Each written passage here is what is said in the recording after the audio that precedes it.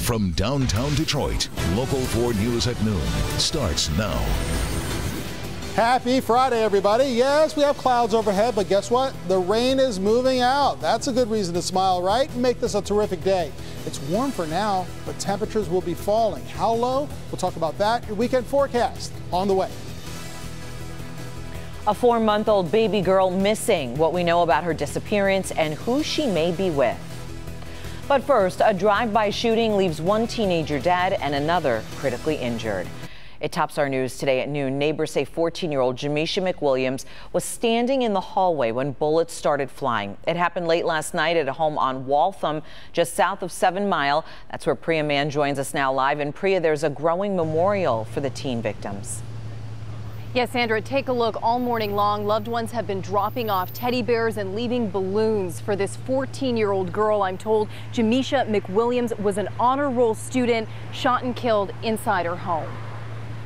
I feel pretty bad because it's kids. I got grandkids that's up there 14 and 15, you know, and it's tough. 14-year-old Jamesha Mcwilliams was killed in a drive-by shooting on the east side Thursday night. The teen was inside her home when she was shot in the chest. Neighbors say they heard a barrage of gunfire. 5, 6, I don't know. Bang, bang, bang, bang, bang. The shooting happened around 11 Thursday night on Waltham Street near 8 Mile and Grossback. I just sitting up in the living room last night watching television. I heard some shooting, then I heard a car go flying by. The victim's brother, 17-year-old Jeffrey Mcwilliams, was also shot. He's expected to survive. Family members rushed both teens to the hospital before paramedics arrived. Detroit police are looking for the shooter or shooters. They were seen driving away in a silver or green Ford Windstar. And this young girl had so many milestones ahead of her. I'm told she had just started her first summer job, and 3 days ago she learned she'd been selected to join her high school's cheerleading team. Police are now looking for whoever was in that silver or green minivan. Reporting live from the east side, I'm Preseason Man, Local 4. Just absolutely devastating, Priya. Is there any idea at this point, we know it's early on in the investigation, but what may have sparked this? Well, neighbors are telling me there may have been a fight with somebody who lives in the home and someone else, and that this was a retaliation shooting. Police do believe they were targeted at this home. This may have stemmed from some earlier fight. Detroit police are investigating. So terribly sad. All right, Preseason Man reporting live for us this noon. Thank you, Priya. Detroit police are searching for the gunman who shot a 75-year-old man during a robbery attempt. It happened this morning outside of the victim's home on Mark Twain near 8 Mile on the city's west side. The victim says the gunman asked for cash. Well, the man told him he didn't have any, and that's when the suspect opened fire. The 75-year-old was shot in the hand. Right now, we don't know his condition. If you have any information at all, Detroit police want to hear from you. A very desperate search is now underway to find a missing 4-month-old who was last seen with her mother in Lansing. Here's a picture of the missing child. Her name is Miracle Estes. She was last seen with her mother, 27-year-old Chantil Sherry Estes, also seen right here in this picture on Malibu Drive in Lansing. Authorities say the mother has previously made threats to hurt her and herself. Anyone with information on Miracle's or Chantil's whereabouts are being asked to call police right away. Developing this noon, a former top Volkswagen executive has just pled guilty in the Automakers diesel emissions case. Volkswagen's former chief of the Environmental and Engineering Center submitted his plea in U.S. District Court in Detroit. Oliver Schmidt has been in U.S. custody since January. That's when he was arrested in Miami trying to return to Germany. Schmidt faces a maximum 7 years in prison and also a $500,000 fine when he's sentenced come December. Well, we are seeing some cloudy skies out there today after some showers to start off this Friday morning. Andrew is here now. And Andrew, how's the afternoon looking? Sandra, it's actually looking pretty good. As you just saw from that live shot in Mount Clemens, got a few breaks in the clouds, able to see some blue sky. Other areas, it's still a bit cloudy, and we're still seeing just a few showers out there. Nothing too heavy, nothing torrential like the past couple of days. You got this one tiny shower moving to the south of Grosse Ile. This is going to scoot into southern Canada, and it's not intensifying. If anything, it's actually weakening over the past few minutes. You got a couple of showers also here, southern tip of St. Clair County, over Harson's Island, also moving into southern Canada. And you know what? I think that's it in terms of rain as we go through the rest of the day. We have a cold front off to our west. That's going to move through there, through southeast Michigan, or it's going to move through in the next few minutes. And look at how much lower those temperatures may get over the next few hours. Right now we're seeing highs of the day. Temperatures in the middle 70s, 74 degrees. And temperatures will actually drop because this cooler air is moving in. It's only 61 right now in Grand Rapids, 50s in Green Bay. Now we won't see these 50s until tonight, but temperatures will drop from the middle 70s into the low 70s and eventually 60s by dinner time. How cold will it be later on tonight? We'll talk about that. How warm will it be this weekend? We'll talk about that as well. And your 7-day forecast in just minutes. New at noon, Ferndale police released a sketch of the man who tried to carjack a couple at a Wendy's drive-thru. Take a look here. A man matching this description approached the couple Monday night. It happened at the drive-thru on Woodward and 9 Mile. He pulled out a gun, but the couple quickly drove away. And thankfully, they weren't hurt. A barricaded situation on Detroit's west side has ended peacefully. It happened on Archdale Street near the Southfield Freeway. It started with some sort of domestic dispute inside that house. The woman inside the house, she was able to break free. She ran outside. The man refused to come out and threatened to blow up the home. Investigators say before he surrendered, he actually turned the gas on in the house. A hazmat team is now out there at the scene. A homicide investigation is underway at this hour after the body of a missing Hamtramck Man is found on Detroit's east side. Jason Kudla disappeared on Sunday. This was after showing up to a party. His body was then discovered on Thursday. The investigation is in its very early stages, but police say they are treating the case as a homicide. There is good news to report today on the employment front. The Labor Department says employers added some 209,000 workers in the month of July. That's well above the projected 183,000 jobs that were predicted. It drops the unemployment rate to 4.3%, returning to a 16-year low. Growth in Americans' paychecks, however, that remains slow. The average hourly pay rose by 2.5% from a year earlier, the same annual pace as in June. Preseason tickets for the Red Wings' first season at Little Caesars Arena are now on sale. The team will open up the preseason coming up on Saturday, September 23rd. You can get your tickets at the Joe Louis Arena box office, or you can get them through Ticketmaster. Local 4 News at noon is just getting started today. Still ahead, a family vacation turns into a dramatic rescue effort. New video shows a man forming a human chain to rescue dozens of hikers stranded by a flash flood. And severe weather hits a very popular Florida beach. Find out what happened that caused dozens of families to make a run for it. But first, a fast-moving fire hundreds of feet in the air. And it's not the first time this skyscraper is caught on fire. That story coming up next. Do you remember how much money you made as your first real job out of college? Was it as much as $44,000? Did you have an opportunity to up that to $66,000 in 2 years? Today at 4 on First at 4, I'm going to take you to a place. They're looking for recent college grads.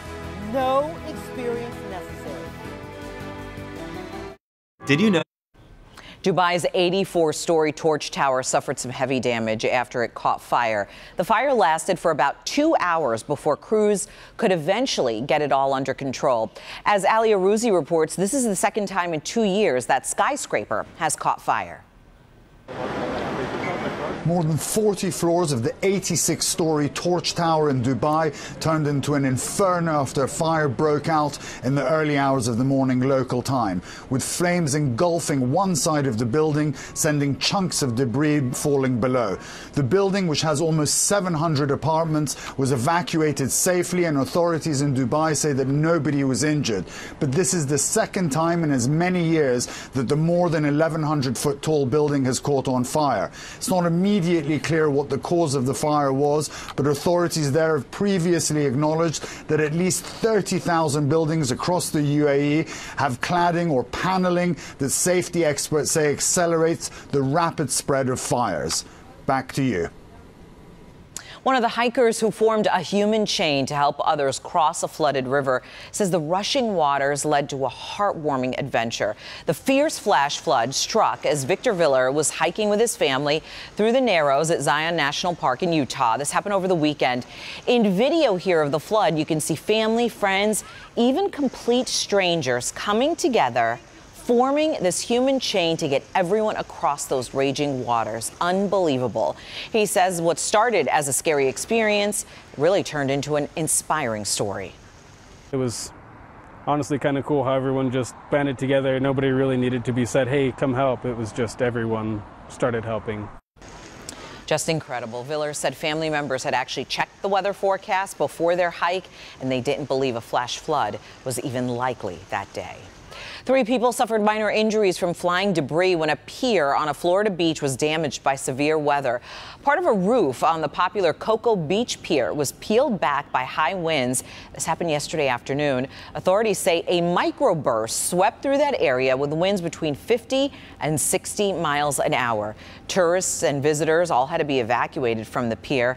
The Cocoa Beach Pier is now closed to the public as officials inspect all of the damage. New at noon, Detroit the movie makes its national debut today, as well as another highly anticipated film. Your box office preview is coming up next. Andrew?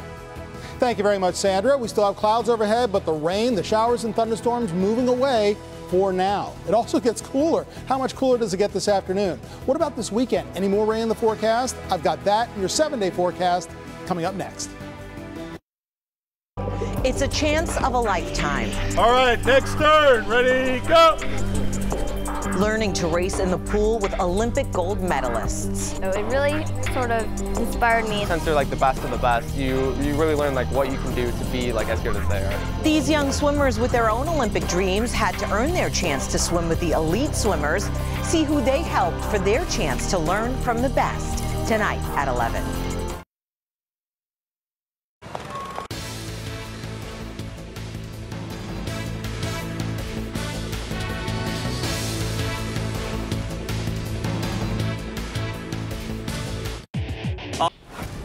If you're starting to solidify all your weekend plans, Andrew says Saturday is the pick day of the weekend. Yeah, so far it's looking good. I mean, the rain that we experienced earlier this morning, that's clearing off, and it'll be mostly dry for our Saturday. It will be on the cool side in the morning, so grab your jackets, not only for later this afternoon, but also for tomorrow morning if you're getting an early start.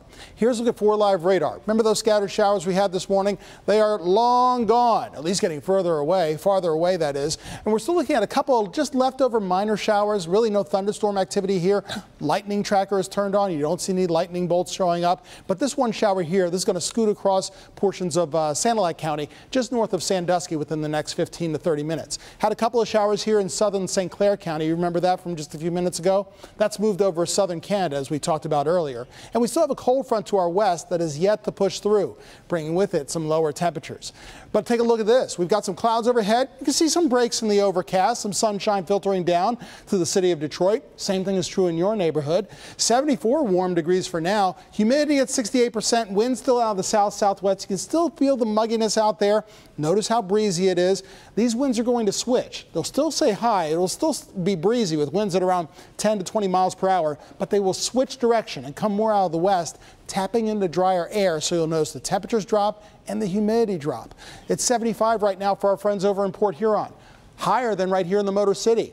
But behind that cold front, it's already pushing through. Notice these lower temperatures already in the 60s, and it will stay in the 60s the rest of the afternoon in Howell and in Pinckney and out toward Lansing. 67 right now in Adrian. So this cooler air is right on our doorstep and pushing through as we speak. So temperatures will go from where they are now to a bit lower, low 70s at least, by later on this afternoon. Lower 70s at the most, and then eventually 60s by this evening. I mean, look at the temperature difference since yesterday. These temps out to the west that are in the 60s, Ann Arbor, 12 degrees lower than what it was 24 hours ago. And you can see those winds are still on the breezy side, not only here in Detroit with 22-mile-per-hour winds, but generally between 10 and 20 miles per hour everywhere. And it remains breezy. Hold on to your hats for the rest of the afternoon. I mean, it's in the 50s, cooler 50s in Green Bay, 57 degrees. Our friends and relatives in Marquette at 54 degrees. So this is how temperatures are going to go over the next few hours. Go from the middle 70s into low 70s, but it will be dry for the afternoon commute. Then 60s and some places 50s later this evening and during the overnight hours. It will feel like fall by tomorrow morning when you join me on Local 4 News Today. May need to grab your jackets to start your Saturday, but at least it'll be mostly dry. So 72, that's an average low for later this afternoon as those winds switch and bring in cooler, drier air, and it will still be on the breezy side. Later tonight, still remaining dry for all your evening and late night plans, but down into the 50s. Good sleeping weather, and you can give the air conditioners a break. Susan G. Komen Walk happening all 3 days starting today. 78 degrees for tomorrow, 77 for Sunday. Now Sunday afternoon, Sandra, we have some rain coming back. Some showers for Monday as well, but by primary day Tuesday, it's August. It gets warmer again, 80 degrees or more by primary day Tuesday and on Wednesday and Thursday with sunshine coming back. Back to you. All right, thanks, Andrew. Last week, it made its world premiere at the Fox Theater, and today, the highly anticipated film Detroit makes its debut at the box office. The film, directed by an Oscar-winning director, examines the 1967 riots here in Detroit. Here's a look at this weekend's box office. Here in Detroit, a city of war, violence continues. This weekend, Zero Dark 30 director Catherine Bigelow shines a light on the city's 1967 riots. Star Wars stormtrooper John Boyega plays a security guard at the center of this incendiary event, a man who witnesses a scene of bloody police brutality and ends up being framed for murder. Detroit is rated R. You can't stop what's coming. Death always wins. Idris Elba stays one step ahead of the devil in The Dark Tower. This adaptation of the Stephen King story features the Beasts of No Nation star as a gunslinger from another world. But when a boy pulls him into a battle to save Earth, mortal enemy Matthew McConaughey follows with an appetite for destruction. The Dark Tower is rated PG-13. This isn't a land of backup, Jane. This is a land of you're on your own. Elizabeth Olsen dances with wolves in Wind River. She's a rookie FBI agent far out of her element. The Avengers actress is investigating a murder on tribal lands in Wyoming, but the customs, culture, and freezing cold are all working against her. Wind River is rated R. Why does the step team get your best and I don't? I'm trying. Teenagers learn how to move through life in step. This documentary chronicles the senior year of a high school step dance team in Baltimore. But the team is so much more than an extracurricular, as the ladies try to become the first in their families to go to college. Step is in limited release this week. Still ahead, a zoo holds a very special birthday party, and the entire city was invited for this celebration. This story coming up next. While you're sleeping, big news can break. A missing 2-year-old girl. You might have gotten that Amber Alert on your smartphone. That's why Detroit wakes up to Local 4 News and Click on Detroit. This is a developing news situation. Local 4 News is on the scene. Live on Facebook. This chase just, dizzying. Knife on the dash of the suspect's car. He came around that corner fast. For news you need to know. Kid's okay. And this Amber Alert seems to be over. Credible and reliable. Here for you. Finally, here at noon, a zoo in Kansas held a huge bash to celebrate a little gorilla's first birthday. That's right, Sandra. A big party. Visitors enjoyed the pink princess party for Alika, who turned 1 on Thursday. Everybody loves a princess party. Zookeepers hung streamers, they painted boxes, they turned them into castles. They also had cupcakes made out of primate biscuit mix, mashed potatoes, pudding, and food coloring. The zoo's hoping Alika's milestone will help educate guests about the importance of gorillas in the wild. Oh, fantastic. And as we leave you here this noon, we are saying hello to our friends visiting us today from the Milan Tigers, the Detroit Police Athletic League. Thanks so much for being with us today for Local 4 News at noon. We'll see you later today.